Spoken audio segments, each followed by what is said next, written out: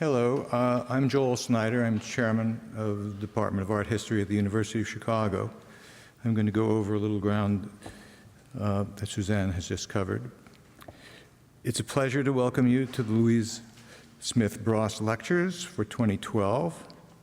A generous endowment by the Bross Family Foundation to the Department of Art History at the university makes, this series possible. It provides a liberal subvention for original research by a distinguished art historian of Western art history. In particular, work prior to 1799. It sponsors a series of public lectures once every 3 years and underwrites the publication of that material as a book by the University of Chicago Press.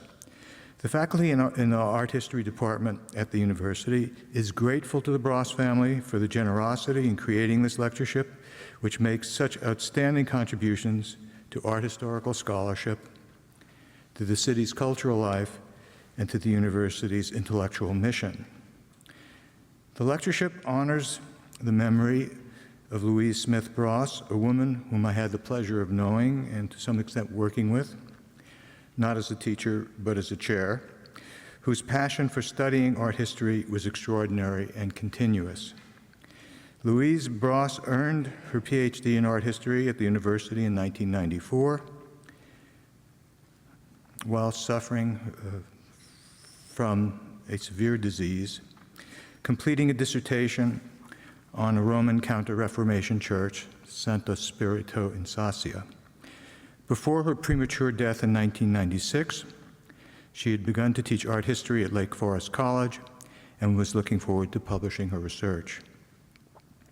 Her principal advisor, who's with us today, Charles Cohen, has said that he considers that work a model not only because of its ambition and meticulous scholarship, but because in it, Louise never lost sight of the big picture while remaining excited about the details. This lectureship honors Louise Bross's scholarly accomplishments and in the context of a life that was broad and full, her loving relationship with her husband and 4 children, her years of volunteering in the Decorative Arts Department here, her work in helping to found the Auxiliary Board and Old Master Society at the Art Institute, her perseverance in pursuing the doctoral work that she began as a young wife and mother and completed in her mid-50s, her courage in fighting the cancer that finally took her life. She was resolute and indomitable, a most remarkable woman. Now, in its 5th series, the Bross Lectureship has enabled the Art History Department to bring to the city outstanding scholars of European art. We look forward to seeing the volumes accumulate over coming years to provide a library of the very best research and writing in this area, a fitting and ongoing tribute to Louise. The Bross lecturer will be introduced by Professor Rebecca Zorak, a specialist in French Renaissance art, who is a most distinguished member of the faculty in the department at the university. Thank you. Thank you, Joel. So I would just like to add a personal note of thanks to the Louise Smith Bross Lecture Fund, which actually was able to, in addition, give some additional funds to a traveling seminar that I was able to do last summer with my colleague Aidan Kumler and 9 graduate students. We were able to go to Paris and see some really amazing things and help to train the new generation of researchers and scholars in art history. So this is just an additional thanks that I want to give. And it gives me great pleasure to introduce the 5th Louise Smith Bross lecturer, Stephen Campbell, who's the Henry and Elizabeth Wiesenfeld Professor and Chair of the Department of the History of Art at Johns Hopkins University. Normally, in such an introduction, I would want to incorporate some humor, perhaps some gentle ribbing at the expense of the speaker. But I have to admit that my humor has been somewhat exhausted over the past few days, as my husband and I, along with the infant we just adopted on the East Coast, tried to fly back to Chicago over a period of 4 days, with 2 canceled flights and 1 seriously delayed. So I am a little sleep deprived. Shrewd listeners may recognize in this statement the part of the speech called in classical rhetoric the captatio benevolentiae, in which I make a transparent attempt to gain your sympathies in order to explain the inadequacy of the introduction to follow. Because it's very hard to encompass all of Stephen's achievements and the importance of his work in what I hope will be just a few minutes, especially in my current state. But you should know that my already epic journey over the past few days was made all the more urgent by the imperative that I get back to do this introduction. And the fact that I'm here today, I hope, expresses the enormous respect I have for this speaker. So enough about me. Stephen Campbell completed his bachelor's degree at Trinity College, Dublin in 1985, his master's in art history at the University of North Carolina in 1987, and his PhD at Johns Hopkins University in 1993. The topic of Stephen's 1993 dissertation was quite a courageous choice for an ambitious young Renaissance scholar. He wrote on Cosme Tura, a painter with multiple strikes against him in terms of the discipline's traditional sense of what's important. Tura was born in Ferrara, and his career was firmly planted there, not in one of the canonical centers, Florence, Rome, or even Venice. Cosme Tura was a court artist and has long been considered eccentric in style, an outlier from the march of progress of Renaissance style. And Stephen Campbell changed that, I think it's fair to say. But he did more than that. In the 1997 book that emerged from his dissertation, it sounds so easy, but it's not, obviously. Cosme Tura of Ferrara, Style, Politics, and the Renaissance City, 1450 to 1495, published by Yale, Stephen showed how the eccentric, calligraphic style of this artist, with its stiff, studied folds of cloth and its mannered poses, expressed a distinctive artistic identity within the context of specific cultural formations and social tensions that he also researched and chronicled in detail. In so doing, he made an implicit and explicit argument about how style should be understood, not merely as aesthetics, not merely as an expression of individual identity or a marker of period and place, but as thoroughly social and deeply political. Professor Campbell's 2006 book, The Cabinet of Eros, Renaissance Mythological Painting and the Studiolo of Isabella d'Este, redefines the social space of the Renaissance studiolo, a room for the display and study of artworks and antiquities, and the social meaning of the practices of commissioning, collecting, displaying, and viewing artworks that went along with it. Without overemphasizing the role of the exceptional individual, he takes Isabella d'Este seriously as a collector and viewer of art, something that had been obscured in previous scholarship by notions about her gender that I will charitably call antiquated. It reinterprets the ensemble of poetic mythologies that Isabella and Alfonso d'Este commissioned as an exploration of the ambivalences of Eros and as emanations of a well-developed culture of humanistic reading at the Mantuan court.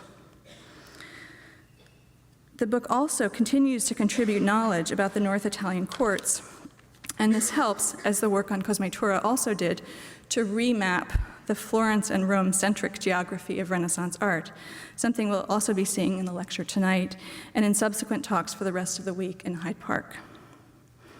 Stephen's articles have also touched on many other key topics in Renaissance art history, mannerism and the very complex and politicized reception of Michelangelo's style, Giorgione and humanism, the politics of Jewish-Christian relations in the Italian Renaissance.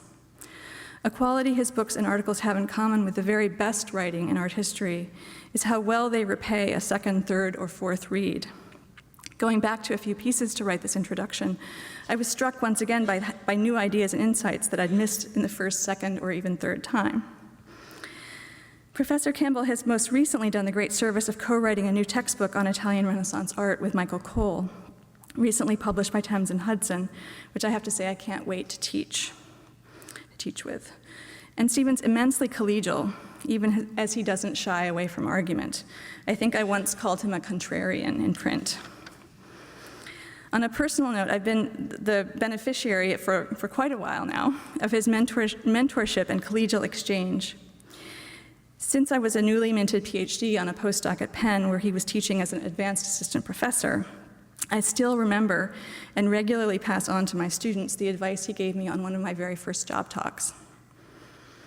As he puts it, Stephen Campbell is concerned with the, quote, inseparability of formal and aesthetic concerns on the one hand with discursive and semiotic concerns on the other. That is, not just the idea that meaning inheres in form, but that art in the Renaissance cannot be divorced from the concerns of literary, intellectual, and political history. He sees the making, commissioning, and viewing of art in the Renaissance as a set of practices informed by serious intellectual substance. Indeed, I think of Stephen's work as a whole as a very important plea that the history of art today can reserve a place for serious intellectual substance in a cultural and political context, that of the present, in which serious intellectual substance is being repeatedly and in many different ways placed at risk. Stephen is from Ireland, as you'll probably be able to tell, and most of his American career has been situated on the East Coast, but he's no stranger to the Midwest, having taught at both Case Western and the University of Michigan, before finally landing at Johns Hopkins. And he's also been a longtime frequent visitor to the Windy City because of family who did and still do live here. So it's a great pleasure to welcome him back here again to do the 5th series of Louise Smith Bross lectures. The series is entitled Inventions of Place, Rethinking the Geography of Italian Art in the Age of Lotto and Titian. And his lecture this evening is entitled Remapping the Italian Renaissance. Now you've heard quite enough from me, and I turn the podium over to Stephen. Please join me in giving him your very warmest welcome. Well, little Oliver is only a few weeks old, but I will always have him to thank for the fact that I got spared the ribbing that I might otherwise have received this evening from Rebecca. You don't want to get a ribbing necessarily from Rebecca. It's great. Thank you, Rebecca, for that lovely introduction, and I would like to echo Joel's thanks to the Brosses, and it's such an incredible honor and very, very humbling to be giving a series named for the late Louise Smith Bross. So thanks to the department at the University of Chicago and to the colleagues here at the Art Institute as well. So you might notice my title has changed a little bit, well actually completely, but the subtitle today is still something like Lombards in the South or Lombards in Sicily. We will get to Sicily by the second half of this lecture. But first of all, some thoughts about how we study history, how we study Italian Renaissance art, at least from a sort of geographical point of view. Here's a painting that was in the news just in the past few weeks. Christ Carrying the Cross by Girolamo Romanino, a work in the collection of the Brera in Milan since 1998, had been part of a loan exhibition to the Brogan Museum in Tallahassee, Florida. In a dramatic series of events worthy of a reality TV police show, the painting was seized by federal officials last November. It had belonged to Federico Gentili di Giuseppe, an Italian Jew who had settled in Paris. Gentili died in 1941, just months before the SS marched into Paris. His paintings and art collection were seized and sold by the Nazis, and subsequently entered several European public collections, including the Louvre and the Brera. On April 18th, barely 2 or 3 weeks ago, the painting was returned to the grandchildren of Federico Gentili, the latest in a series of restitutions which began with the return of some of their grandfather's property by the Louvre in 1999. It turned out, almost unbelievably, that had it not been for a bureaucratic error on the part of Italy, paperwork securing the immunity of the work from seizure had not been filed, the painting would have been returned to the Brera in full knowledge of its provenance. It is possible that this painting, which will be auctioned in July, I believe, will enter a North American public collection. I hope it does. It will be a major acquisition, but it remains to be seen whether this most unusual image of Christ in a shimmering red silk gown will continue to be an object of public interest outside of this current media flurry. Barely one of the many articles that covered the retaking of this painting mentioned this stupendous red sleeve. That is I think part of the main point of this painting. I'll be saying more about that as it happens on Thursday. The luminous presence of the painting itself persists in the Webb reports, which otherwise just refer to it as a 400-year-old masterpiece by Girolamo de' Romani, which is a form of the artist's name that art historians never use, or curators ever use. Romanino is an example of an artistic predicament that I will be examining in these talks. He's an artist operating outside a major center of art production. He was, in fact, based in the town of Brescia in Lombardy. And he worked for some of the most prestigious customers in northern Italy. The great Benedictine Abbey of Santa Giustina in Padua, the palace of the Prince Bishop of Trent. Yet, within a decade before he died, Romanino found himself written out of an emerging master narrative. It's a master narrative that we still contend with centuries later in the presentation of past art in our museums and in our scholarship. In 1557, Romanino was asked to assess the work of a colleague in the provincial town of Salò on Lake Garda. His lukewarm assessment. There you see Romanino, and here shows you where we're talking about. You can see Brescia, and you can see Salò.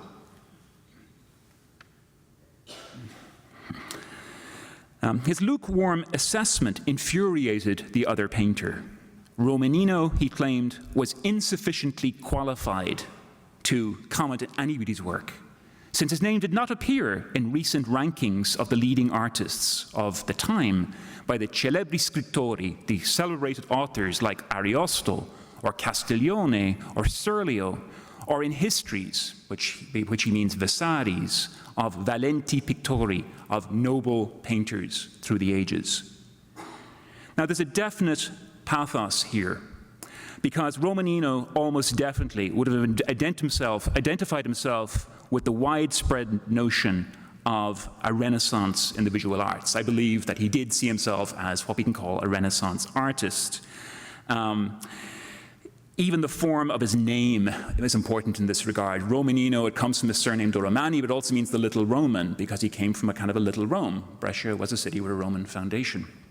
The idea of rinascita, sort of rebirth, of modernity made visible through progress and innovation in the arts, had been alive in Italy for some time.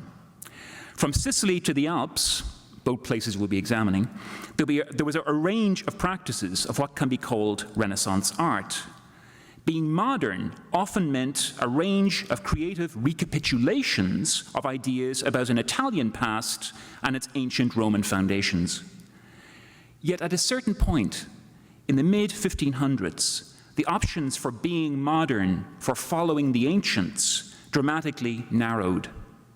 A strict critical and canonical norm was established centered on Rome itself. That version of the Renaissance and its impact on the perception of artists like Romanino is in part the result of still relatively new media, like the printing press, and of authorial enterprises that went with it. One of the most consequential was Giorgio Vasari's Lives of the Artists, first published in 1550, revised and expanded in 1568.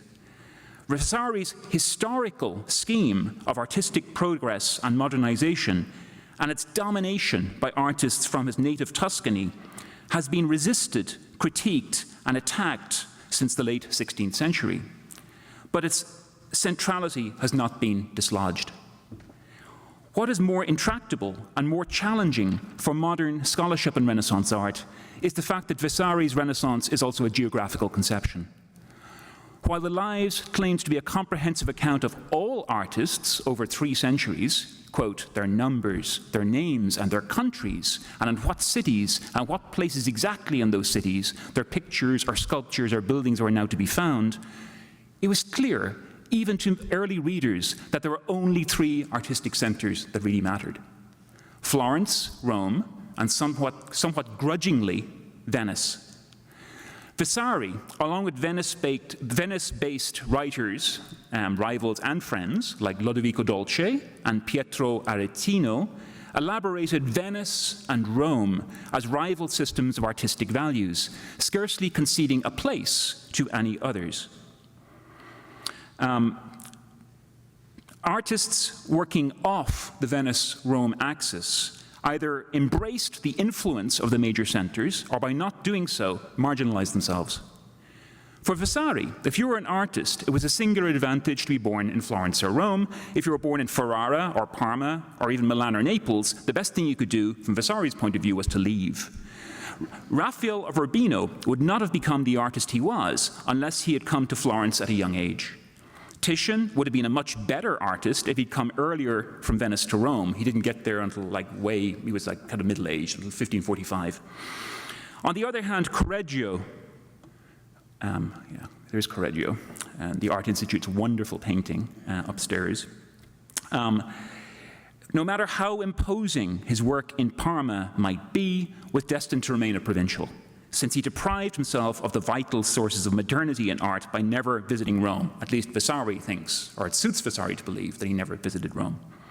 Now, Romanino belonged in this category. The geographical, this is just a look here at this map, which I'll keep up for a while, showing this sort of, it's not really an axis strictly speaking, it's more of a kind of a curve which goes through Florence. This is where everything vital happens as far as Vasari, and not only Vasari, as far as they are concerned. The geographical consequences of Vasari's historiography, with its peripheralization or even erasure of artistic production in much of the peninsula, still poses a challenge to scholarship, teaching, and museums. Vasari, that is, produced an account of Italian art, and even of Italy, that persisted, even though it was contested within decades of the appearance of the book. What that contestation foreshadows is a very current and very urgent state of affairs that continues to undermine the product of, we might say, Italian nationhood itself. The relation of peninsular regions to a broader Italian cultural identity. The hegemony of the three major centers led to a reinforcement of the regional, which culturally took the form of what could be called self-marginalization, a kind of cultural enclaving, manifest in the production of dialect literatures throughout the peninsula. Salt of the earth accounts of artists like Romanino that have insisted on his peasant-like rootedness in the soil of Lombardy, but also today in an ongoing fetishizing of the local in politics, sport, tourism, as well as art history in Italy. Now, even while the study and promotion of regionalism in Italian art has been vigorous, at least from the late 1500s, with Vasari's paradigm routinely exercised and denounced, the organizational principle of the Vasarian axis is seldom called into question. Sidney Friedberg's still very important, and in many ways brilliant, 1971 survey, Painting in Italy, 1500 to 1600, which states on its first page, the artistic events that most powerfully determine the history of 16th century painting took place in the century's first 2 decades in Florence and Rome, in the time which, implicitly recognizing the nature of its achievement, we have come to call the High Renaissance. Notwithstanding its focus on painting on the 16th century, there's virtually no coverage in this gigantic book of southern Italy, and Sicily, as you can see, does not even exist, according to this map, which appears as its frontispiece. In the north, artistic developments in Lombardy, Liguria, and the Marche are treated very much as tributary phenomena. Now, these talks are going to look for alternatives and talk about the alternatives proposed by some colleagues within the period itself to the exclusionary and centrist topography affirmed by Vasari's lives. We'll be looking at artists working in multiple locations from the Alps to Sicily, whose work suggests different formulations of what it meant to be a modern artist, implicitly and sometimes overtly challenging the geographical preconditions laid down by the Tuscan writer. Now, why does this matter? My first thoughts for these lectures came over the course of several years of work on a general history of Italian art, from 1400 to 1600, which I just finished with Michael Cole, which Rebecca kindly mentioned.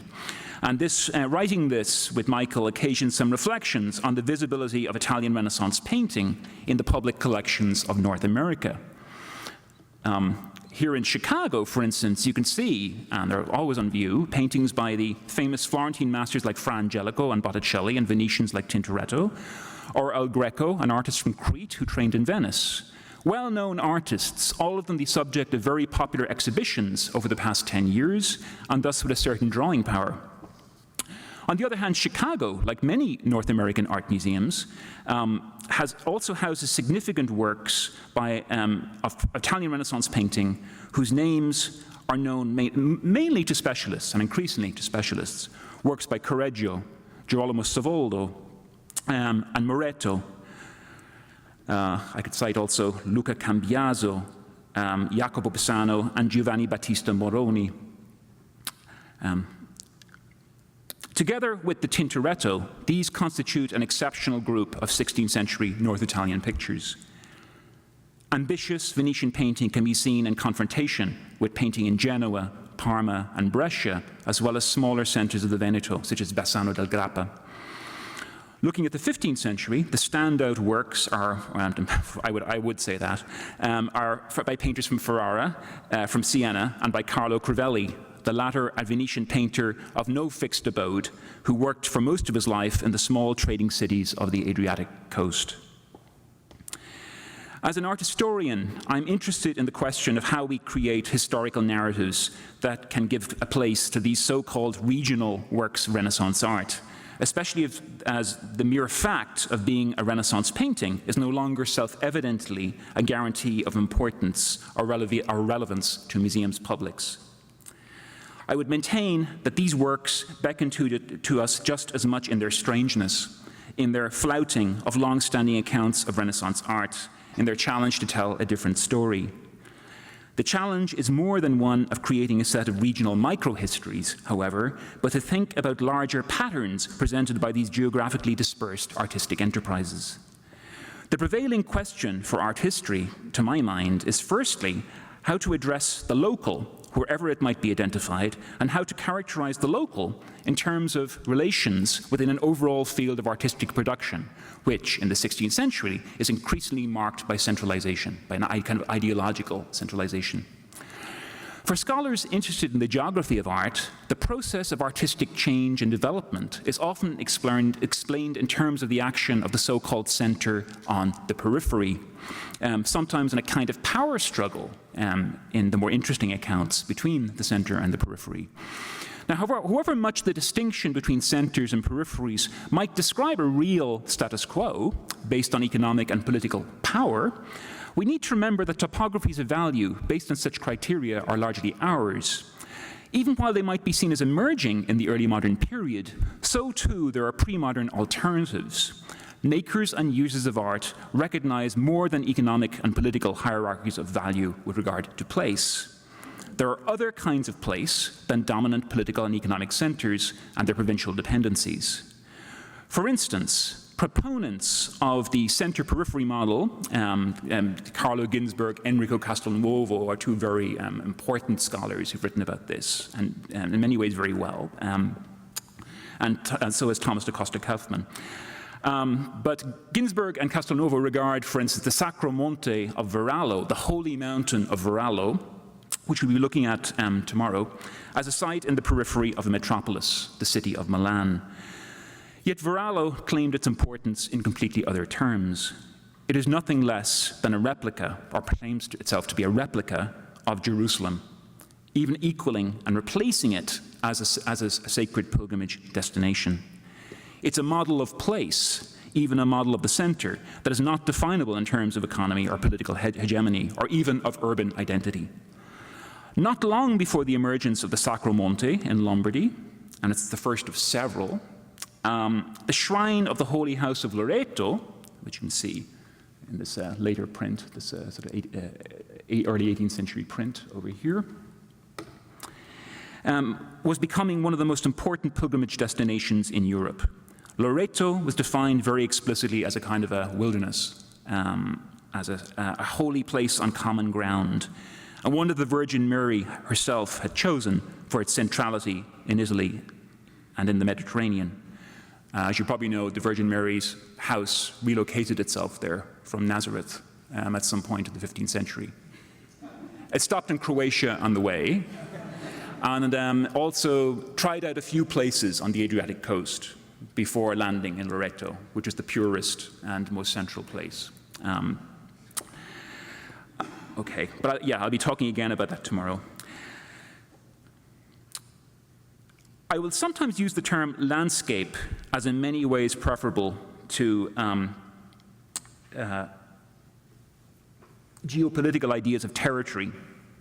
Arjun Appadurai, the anthropologist, has favored the term landscape to define perceptions of place not based on what he calls objectively given relations that look the same from every angle of vision, but rather deeply perspectival constructs inflected by the historical, linguistic, and political situatedness of different sorts of actors, whether religious, political, or economic.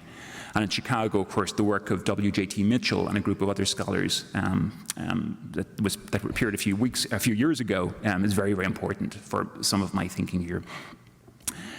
Thinking about works of art as defining a landscape in this sense, articulating points in the landscape and then thus constituting an overall broader landscape, also might have a bearing on how we might think about landscapes in works of art. Venetian painting, towards the end of the 15th century, is increasingly likely to include topographical landscape views. And in Bellini's Pietà here from 1505, the view in the background is a subject city of the Venetian state. It's actually Vicenza, which of course becomes famous later under Palladio.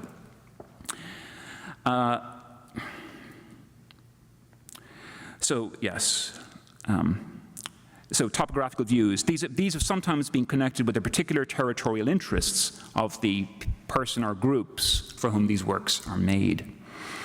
At the same time, landscape settings for portraits and altarpieces to the west of Venice, in the Po Valley, a region governed by a series of smaller principalities, both aristocratic and mercantile, characteristically feature a fantastical non-place of jagged and cavernous rock formations with winding paths, manifestly unlike any real landscape. That is what the landscape in the Po Valley actually looks like. No wonder they wanted to see this kind of sort of almost lunar kind of space, behind images of the Virgin Mary and the miracles of St. Vincent Ferrer and whoever this guy is, probably a Bolognese noble. And it is actually interesting that Leonardo da Vinci, when he painted his Virgin of the Rocks at the end of the century, it is this courtly, non-territorial landscape that he draws upon. Subsequently, over the first half of the 1500s, we see a contraction within the idea of place, which will now tend to be based entirely on monopolies of political and economic influence. The shift in spatial mentality in Italy reflects major territorial changes, the fact that much of the peninsula in the 16th century is under Spanish domination, but also the related cultural preoccupations, the idea of Italy itself, and the idea of a normative Italian language. If only we all speak the one form of Italian based on Petrarch, then everything would be okay. This sort of normative language ideology that was promoted by certain humanists. But we can also talk more broadly about the transformation of the geographical imaginary between 1450 and 1550, the shift from a mappamundi worldview centered on Rome and Jerusalem, with Compostela perhaps as a western horizon. Such a view was shattered by the loss of Constantinople in 1453 and the subsequent encroaching of an Islamic empire on Eastern Europe and the Mediterranean, by the discovery of the New World in the 1490s, and by the cataclysmic assault on Rome by imperial forces in 1527. This was the epoch in which alternative forms of the center could emerge and in which our artists will be seen to be working. In this wonderful map by Fra Mauro, the Fra Mauro map from around 1450, he's trying to save the phenomenon of the centrality of Jerusalem, as you can see. Can I find Jerusalem? It's there. And obviously he's disturbed that it's off-center. And look at what he says. Jerusalem is indeed the center of the inhabited world, latitudinally, although longitudinally it is somewhat to the west. But since the western portion is the more thickly populated by reason of Europe, therefore Jerusalem is also the center longitudinally, if you regard not empty space, but the density of the population. So he solved the problem.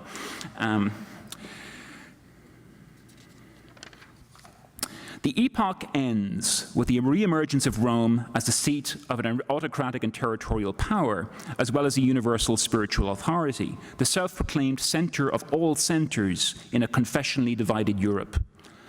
As we will see, the meaning of Rome changes as the trans-regional territorial absolutism of the papacy becomes more overt and more aggressively asserted. Most decisive of all in the paradigm shift being addressed was the change in the status of the great cities, Milan and Naples, during the 1500s. And here's just a little kind of flavor of what 15th century Naples was under the Aragonese kings. Formerly autonomous capitals of independent territorial states, really large territorial states, they were now provincial centers of a global Habsburg Empire, governed by viceroys who were usually Spanish. Artistic production and consumption continued to flourish well into the 1600s and even later. There have been a number of important recent exhibitions of Neapolitan painting in the Baroque period. Caravaggio went to work there and so on. Yet by 1524, a local commentator on art in Naples saw in his city's long tradition of cosmopolitan artistic culture only a symptom of long-standing decline. This is the humanist Pietro Sumonte, writing to the Venetian art connoisseur Marcantonio Michiel, who had asked him for information about the history of art in Naples. So at the beginning of a sort of historical mentality, the idea that art is so significant that people have to write its history. So Michiel gets in touch with Sumonte, and this is what Sumonte says. It's a pretty bleak view. King René, he's talking about René of Anjou, who Rebecca once upon a time worked on, was also a skilled painter and was very keen on the study of the discipline, but according to the style of Flanders.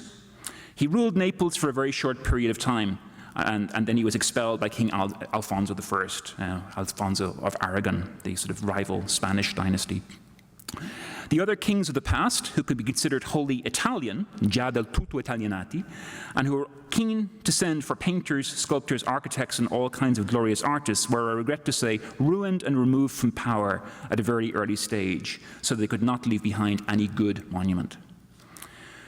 The striking neglect of Naples in the history of art, notwithstanding the quantity and the quality of work produced there, has been ascribed to the scant information in Vasari, not to mention his scathing account, coloured by embittered experience of the ignorance of its ruling classes and its history of political instability. He said, in Naples, as you know, they came more for a horse that can jump than for a man who could paint.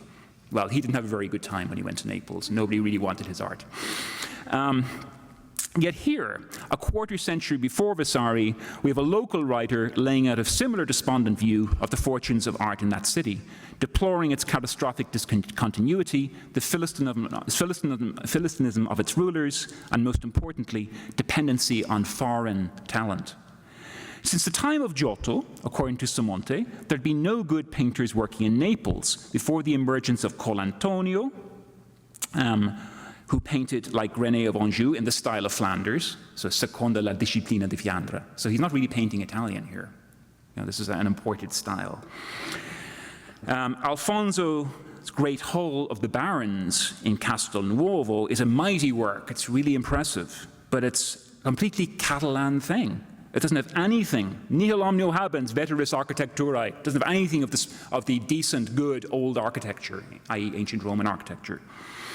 Sumonte already has a particular model of the artistic center in mind, to which Naples clearly failed to measure up.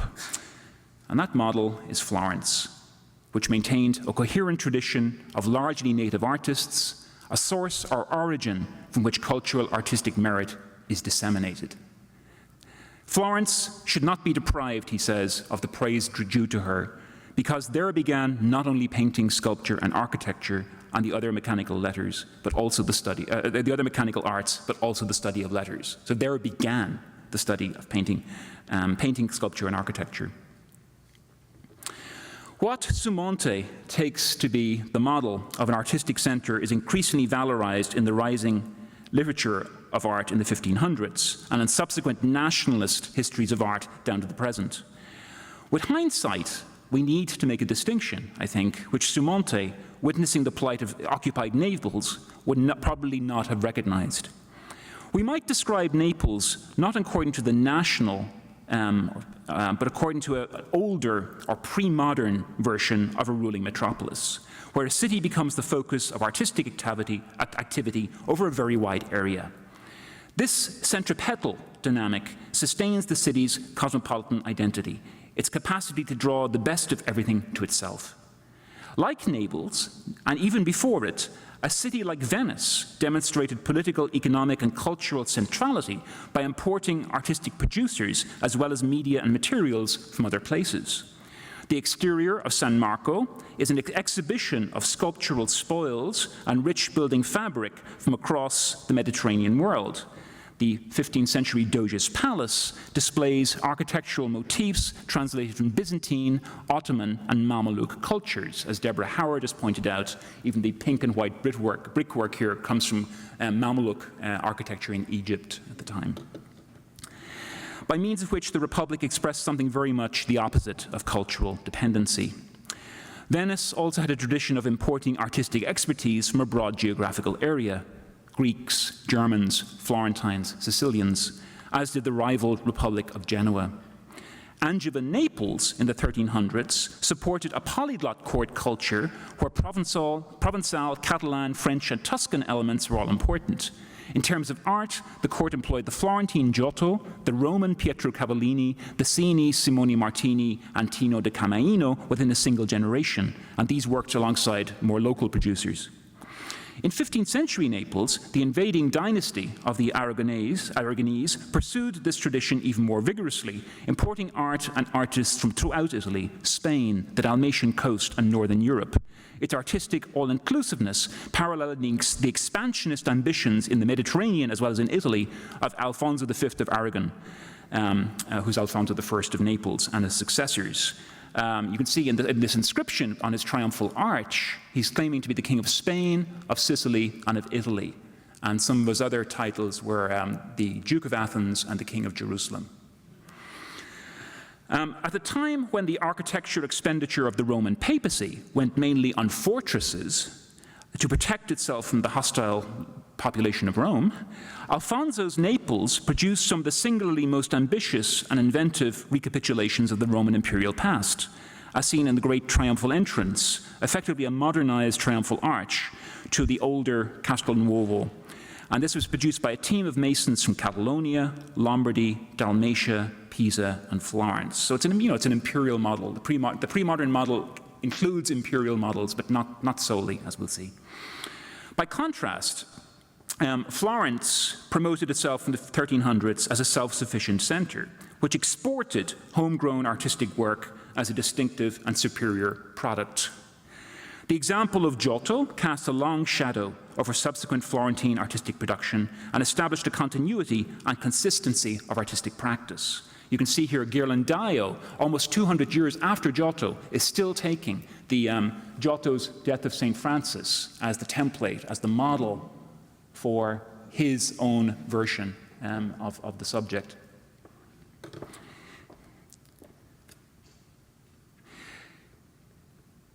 The style of Giotto was a bearer of Florentine memory and identity. His revival or promotion by various regimes over the 15th and 16th century had the force of a cult of origins. This national model is sustained through the 15th century by the systematic promotion of Florentine art abroad, especially by the Medici regime for diplomatic reasons, from Naples to Milan to Rome to Budapest.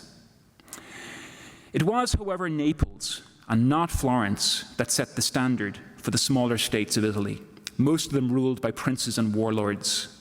Ferrara, Mantua, Bologna, Urbino, Rimini were linked to larger states like Milan and Naples, not just through marriages and military contracts, but through the circulation of works of art and artistic personnel. Pisanello, who worked practically everywhere, and these are all the places where Pisanello worked. He's an artist from Verona who ends his career in Naples, works his way down the peninsula.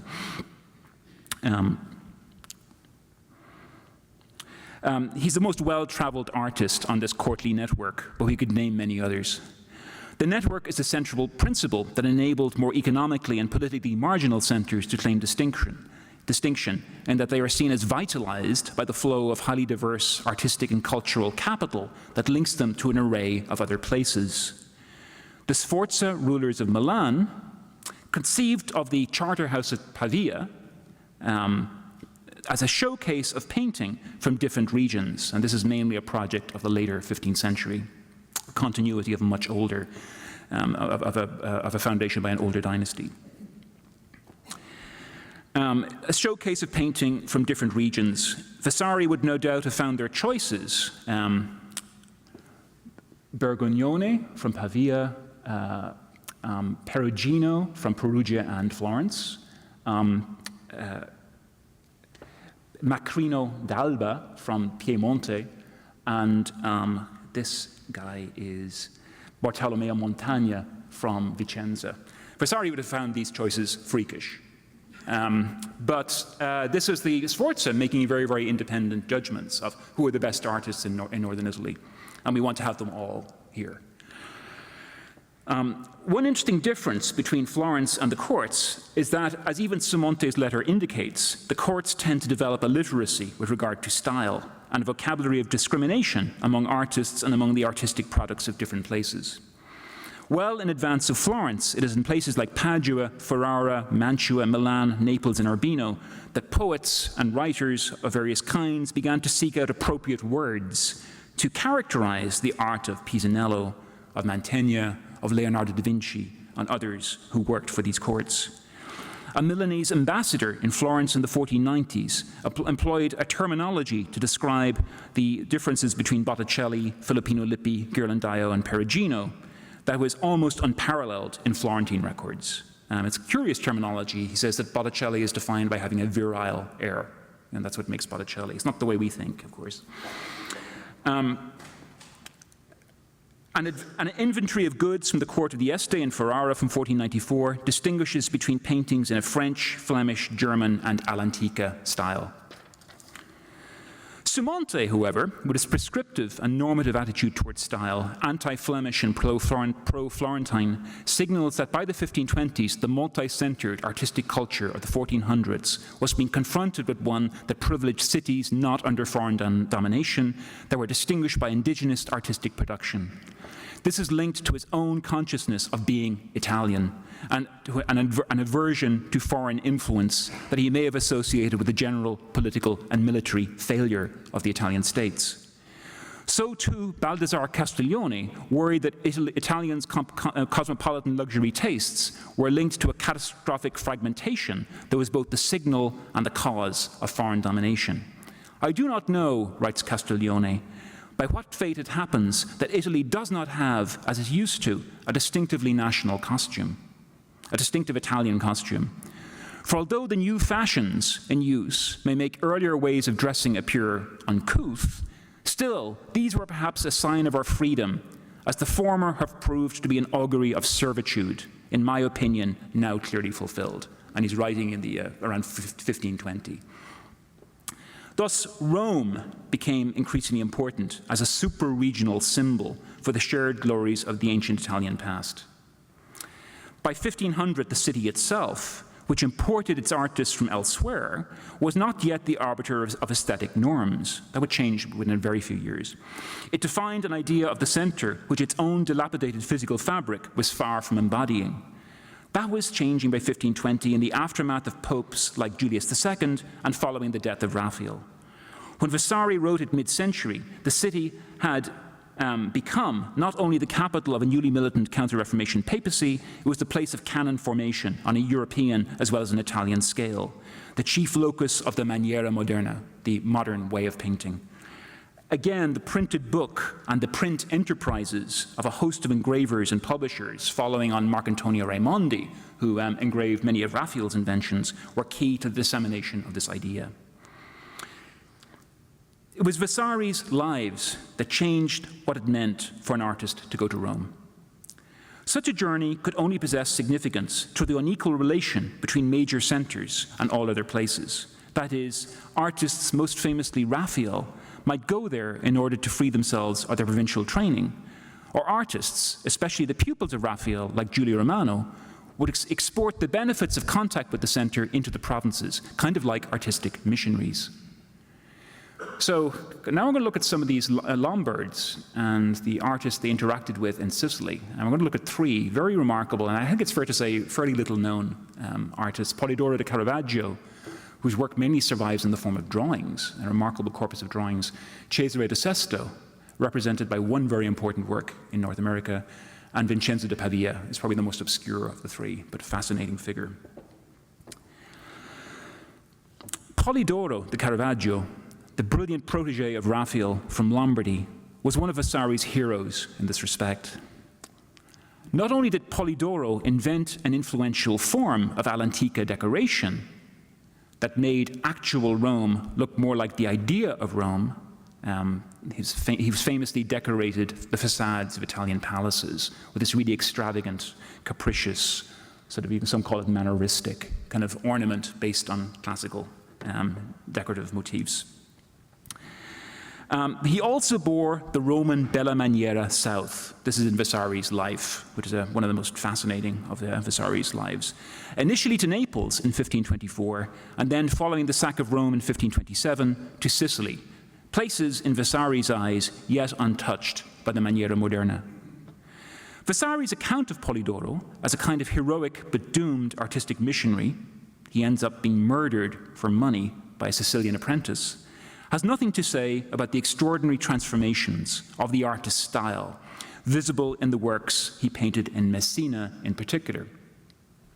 When designing festive architecture for the triumphal entry of Charles V in 1545, that's the Holy Roman Emperor, following the emperor's successful campaign against the ruler of Tunis, Polidoro performed as the artist from Rome, with a full command of the new architectural vocabulary of Raphael and Bramante. I'd throw in Peruzzi too, Baldassare Peruzzi.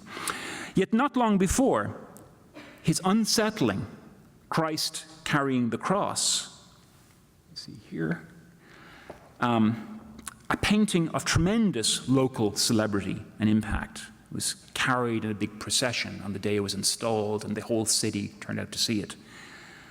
Almost, they appeared to evoke a Raphael model in order to desecrate it.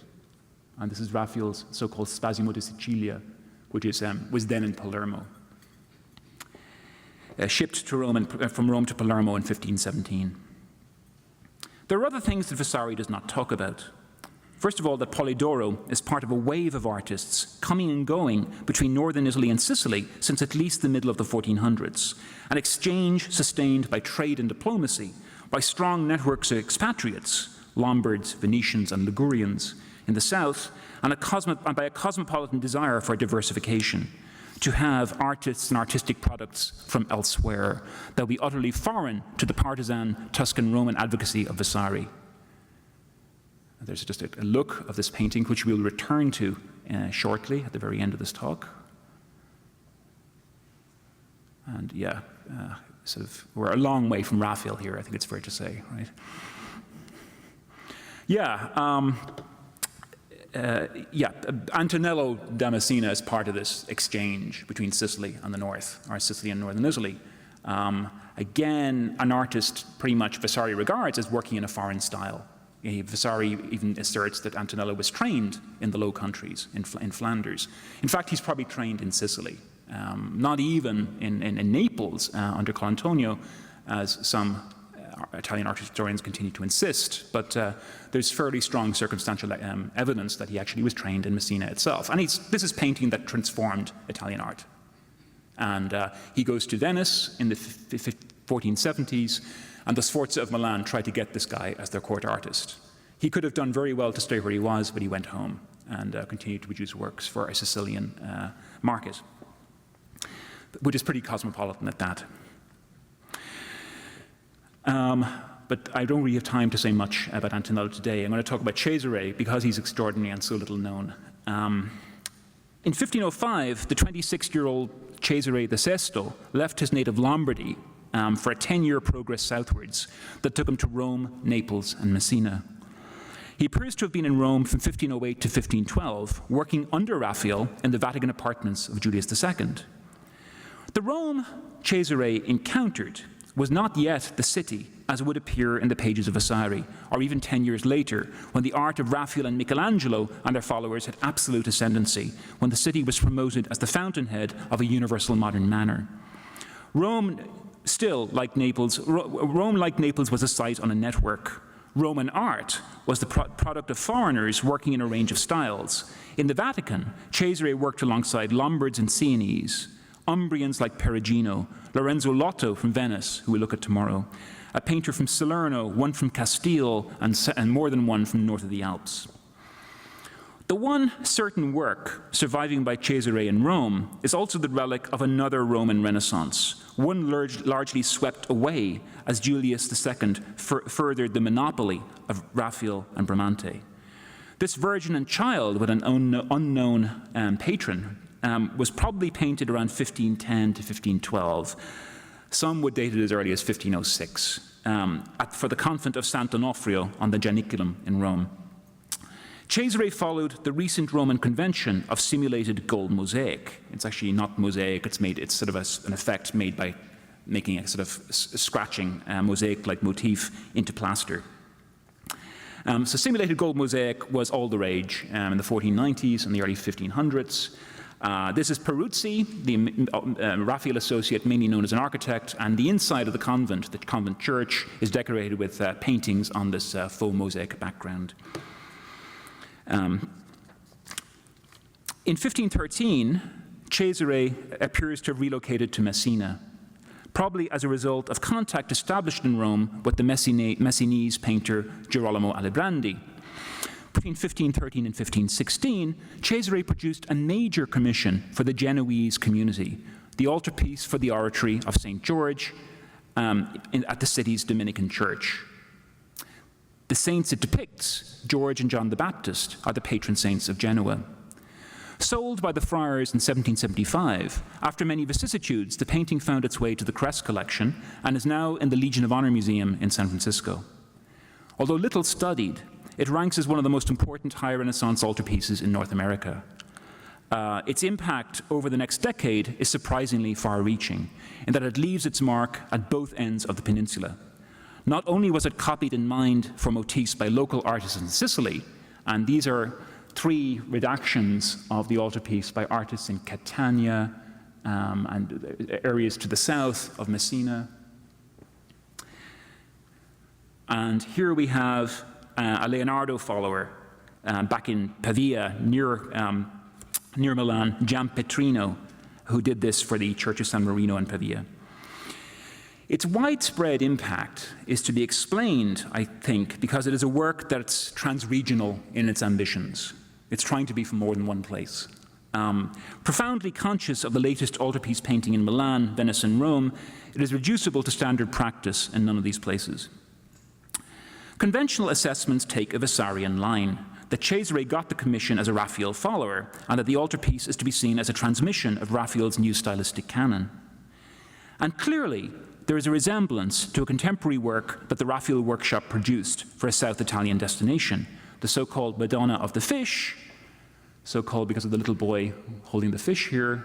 It's, of course, Tobias with the guardian angel,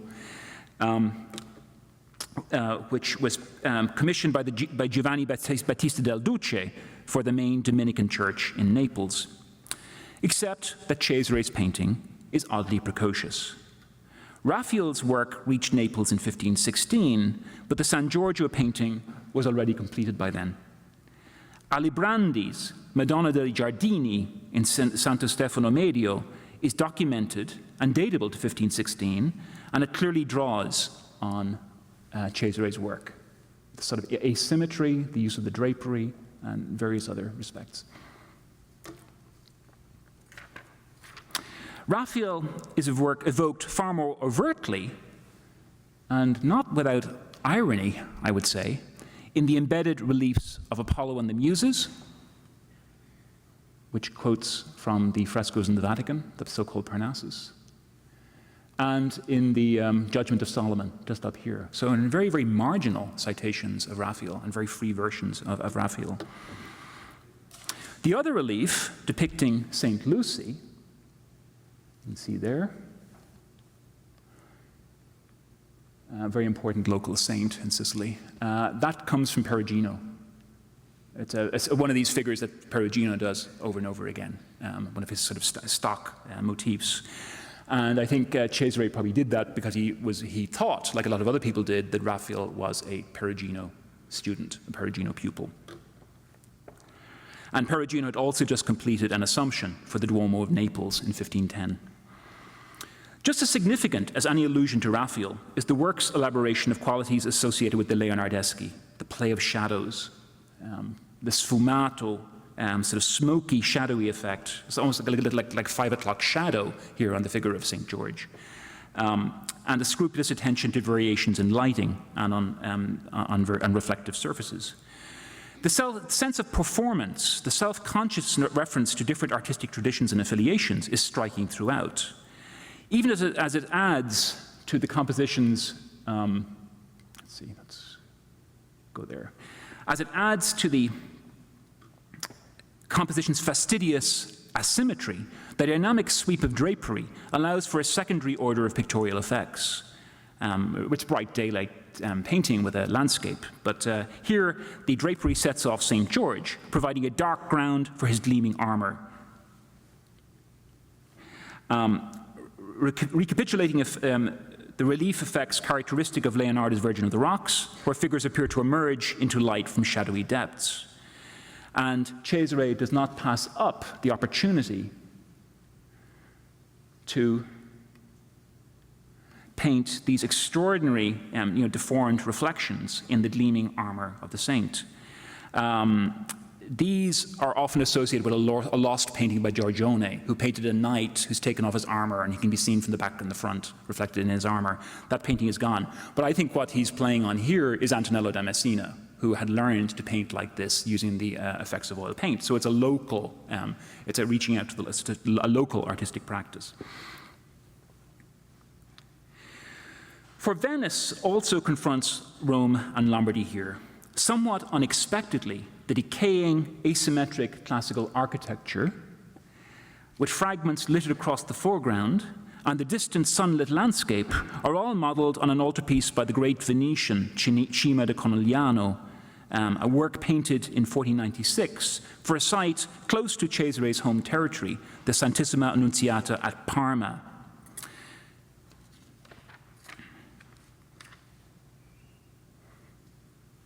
So we get this fairly elaborate cultural transfer, Venice via Parma, a resonance undoubtedly of Raphael in Rome,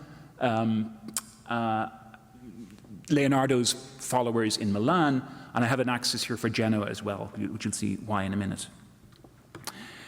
It is, to my mind, a betrayal of the work's ambitions, certainly to label it simply as an instance of Raphael's influence in the South. While Cesare's altarpiece certainly registers the new prominence of Raphael in Roman art, it also provides an alternative formulation of Rome and the modern manner to that promoted by the Raphael workshop. It is rather a remaking of Rome according to the artistic values of northern and southern Italy. Rome signals not the privileging of a single classical canonical style, but a kind of imagined community, a recognition of Italy according to a kind of deterritorialized flow and permeability of regions and languages. The enterprise suggests a parallel with contemporary debates about the Italian language. And I've mentioned the insistence by Florentines and certain Romans and in fact one Venetian, Pietro Bembo, a friend of Raphael, that there should be a normative Italian founded on the best Italian ever, which was that of Petrarch. That was challenged by a writer called Vincenzo Calmetta, whose treatise is unfortunately lost. But we know that Calmetta, around 1510, was arguing that the sort of multilinguistic, pluralistic culture of the Roman court, where you've met Italians speaking Italian from the Romagna, from Venice, and from the south, the Roman court itself, Babel, some would call it, but this could be the model for a more inclusive version of the Italian, of an Italian language. So why not like a pluralist version of Rome set the norm? And Baldassare Castiglione was also influenced by that model. Now, Cesare's audience was well acquainted with this kind of syncretic approach. I'm talking primarily the Genoese. the Genoese would have been reminded of contemporary painting in their native city, especially the work of the eclectic Pier Francesco Sacchi of Pavia. Sacchi's contemporary Annunciation, painted in Genoa 1516 to 1520, represents an extraordinary fusion of Netherlandish and Lombard models. Probably these two very paintings. This is Jos van Cleve up here, and this is Luini Orzinale down here. The Annunciation is comparable to Cesare's painting in its approach to landscape and the use of historiated reliefs that comment on the main subject. Let's see, all over the place. Sacchi, moreover, has a role of his own in the artistic exchange between Sicily and northern Italy. The sculptor Antonello Gagini, based in Palermo, but whose family had migrated from Genoa in the middle of the 15th century, based the format and the central figure of his altar of St. George, made for a church in Palermo, on a design by Sacchi for an altarpiece at the Franciscan convent of the Annunciation at Levanto in Liguria. So this constant exchange between Genoa and Messina is really striking, and the awareness of one artist in Messina of what's going on up in Genoa and in Liguria is quite startling. Now finally, the painter Vincenzo De Pava, whose workshop would dominate altarpiece production in Palermo until mid-century, is thought to be an associate or a pupil of Sacchi. Oh, here we get another view of the Gagini. Yes, Sacchi's other painting here of three hermits, and then a hermit saint for Palermo by Vincenzo De Pava. You can see how similar these are. Vincenzo is first recorded in Palermo in 1519, but the earliest works that can be attributed to him are from a decade later. Now, when in 1518 Cesare returned to Messina for a second trip after a period in Naples and at home in Milan, there were two Raphael works visible in the south: the Madonna of the Fish in Naples and the painting known as Lo Spasimo, which I mentioned earlier, the one of Christ fainting as the Virgin Mary meets him while he's carrying the cross. His adoration of the Magi for the confraternity of San Niccolo dei Gentiluomini in Messina bypasses both of these models. A striking composition of classical ruins in a landscape. It bears the imprint now of, well, artists like Dürer. Dürer is ubiquitous in Italian culture. He's the most cited and used exemplars by artists in North and South Italy at this time. It bears the impact now, above all, of the young Correggio's adoration of the Magi, now in the Brera, with its integration of color with Leonardesque sfumato, with its strikingly similar delicate contrapposti of the standing Magi, the physiognomy and posture of the oldest one. The Virgin is a Leonardesco adaptation, as we saw, of Dürer's Virgin and Child with the monkey. Now, despite what is constantly asserted about the Raphaelism of the adoration, there's only one slight and again rather ironic reference to a Raphael painting. The pointing figure beside Cesare's possible self-portrait shows intimate knowledge of Raphael's own self-portrait with his so-called Raphael's self-portrait with his fencing master. The painting, once again, shows a geographical consciousness at work. It is a striking bit to assimilate and to perform a whole up-to-the-minute repertoire of Italian painting, very recent Italian painting, one that links Messina to multiple artistic currents of the peninsula. The work is dated 1519 because of its apparent impact on Giacomo Alibrandi's presentation in the temple, which bears that date. Giacomo's presentation, severely damaged in the earthquake that leveled Messina in 1907, is a work of staggering ambition, and in some ways the climax of the alternative Romanism that we're tracing in Messina. Giacomo reframed his earlier one of his earlier works. He basically developed this work with figural inventions drawn from his own works and from Cesare's, and above all with a spectacular architectural mise-en-scène that seeks to outdo Raphael's use of the same vocabulary. The frieze from Raphael's Chigi Chapel is sort of cited here, but in this absolutely hyperbolic expansion of the architectural design itself. The figures are utterly independent of Raphael. There's, however, a wry and quite subversive reference to the tender mother and child groups of the Vatican frescoes, the stanza de Iliodoro. In the foreground, a powerful, crouching Titaness holding an infant lurches precariously to the right to interpose her massive arm between two small boys squabbling over a lamb. The artist's signature appears to the right by her foot. Now, I think this is more than an artistic in-joke. I'm inclined to see it in polemical terms as a demand for a more expansive and more inclusive version of the modern manner, one that will embrace a more manifold range of influences and experience. The minor drama's everyday life, presented here in almost mock-epic terms, resonates with an idiom of drawing, particularly characteristic of the other great protagonist of Renaissance art in Messina, and that's our friend Polidoro. Much of whose remarkable graphic output is based on direct observation of urban life. These drawings of like this, the schoolroom, of people in a religious procession, just drawings made on the street. It's a remarkable corpus of observational drawing.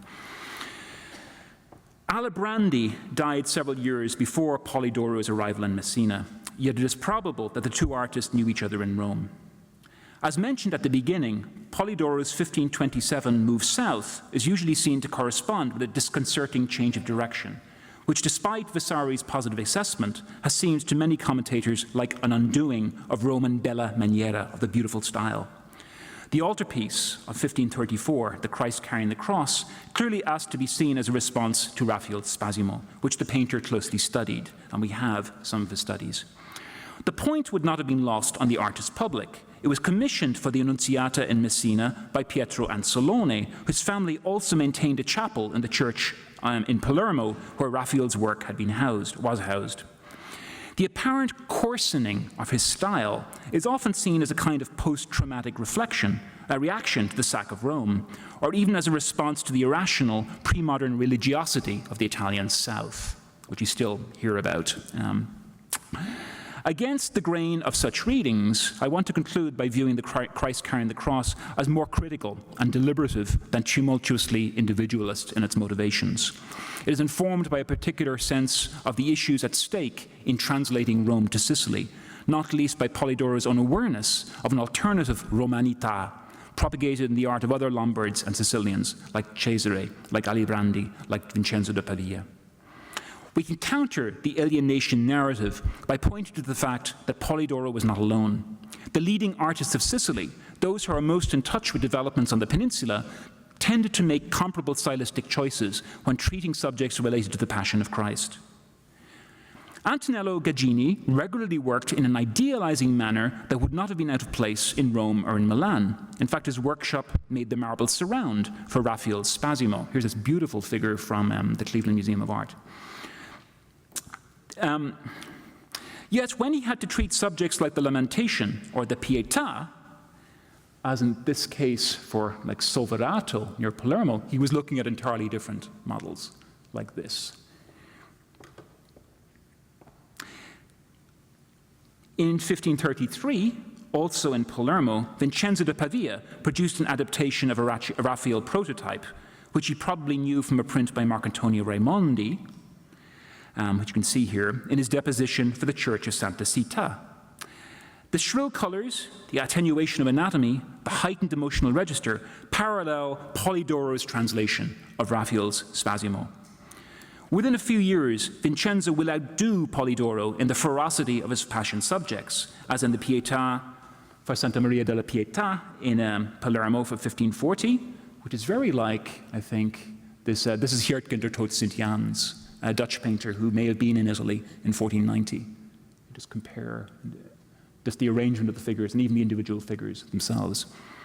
But he's turned up the emotional volume, as it were.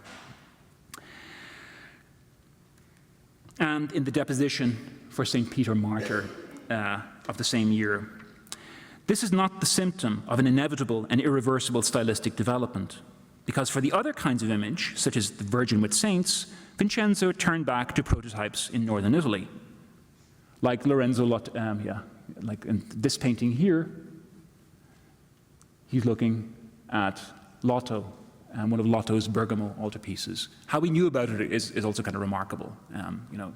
that we get this translation of this design from Bergamo near, in Lombardy to Messina, but just compare the individual figures and the design. What this all signals is that in the business of making sacred art, the Raphaelesque prototypes being diffused from Rome did not always serve the purposes of artists and their publics, especially as regards the image of Christ and the image of the Passion. Polidoro places these critical concerns at the center of his Christ carrying the cross. Polidoro's transalpinism has often been commented on, but there's more at stake here than just the availability of new Netherlandish or Catalan visual sources. These heterogeneous sources come from Raphael. They're excavated from the Palermo altarpiece itself. Polidoro knew that Raphael's Spasimo, painted in Rome, was in part modeled on a print by Lucas van Leyden, and here's the example from this institution. Polidoro, as it were, reveals the origins of Raphael's composition, translating it back to its sources and dissolving the refinements of Bella Maniera. The lack of idealization, pushed to the point of crudeness, is to register as a stripping away of style, of pictorial artifice, so that the archetype can manifest itself. Although the painting was known, like Raphael's, as Lo Spasimo, referring to the Virgin's spasmo or swoon, the focus in Polidoro instead is on the unidealized, brutally descriptive face of Christ, and on the generation of images from Christ's face, presented conspicuously a second time on the cloth of Veronica at the right edge of the painting. The painting displaces dependency on Raphael's prototype and Raphael's style in favor of a direct filiation to the styleless archetype made from the face of Christ itself. And there was one of these icons made from the face of Christ in Rome itself, and there was another one in Genoa as well, one of these authentic icons made from the face of Christ. Now, here is of great relevance that the Church of the Annunziata dei Catalani not only housed a miraculous icon, although it was a Marian icon, it was renowned for the indulgences it had been granted by Clement VII and earlier. For this reason, a poet who celebrated Polidoro's painting pronounced the site of the painting to be already un'altra Roma piena di eccellenza, another Rome full of all kinds of excellence. Un'altra Roma, another Rome. Polidoro also reveals the other Rome, a multiplicity of painting practices that flourished in the decades before the sack, a heterogeneity, Emilian, Netherlandish, Perugian, etc. Polidoro had been part of this other Rome in that the dissonant and artless manner was already part of his Roman repertoire. It can be seen in his other Roman fresco commission, when he and Perino del Vago were commissioned to decorate the Vatican chapel of the Swiss Guards, Santa Maria della Pietà, with scenes of the Passion of Christ. The painting here is brusque, even cursory, and in the pursuit of the immediate seems to shun the delicate mediating refinements of disegno that constituted the regular output of the Raphael shop. It is highly significant that Vincenzo da Pavia was regularly referred to in Palermo as Vincenzo Romano. Rather than being provincializing, Polidoro, along with Vincenzo and their predecessors, Cesare and Alibrandi, are engaged in an ambitiously expansive, non-monolithic reconception of what Rome might mean as an artistic or cultural identity, arising again from a sense of Rome as a site of artistic multiplicity. In the Messina altarpiece, and this is also the case with Polidoro's other Sicilian works, there's an insistent thematization of Rome in the form of the all'antica landscape and classical architecture. Just to remind you of that. Sorry. Yeah. Rome, the point of passage or intersection for an international community of artists, becomes the model in Polidoro's hands for a kind of artistic transregionalism, one that seeks to include the Bella Maniera, the triumphal classicism of the papacy and the emperor, but the modes of artistic, not only those, but the modes of artistic expression that they were being perceived, and not incorrectly, to eclipse. Thank you for your attention.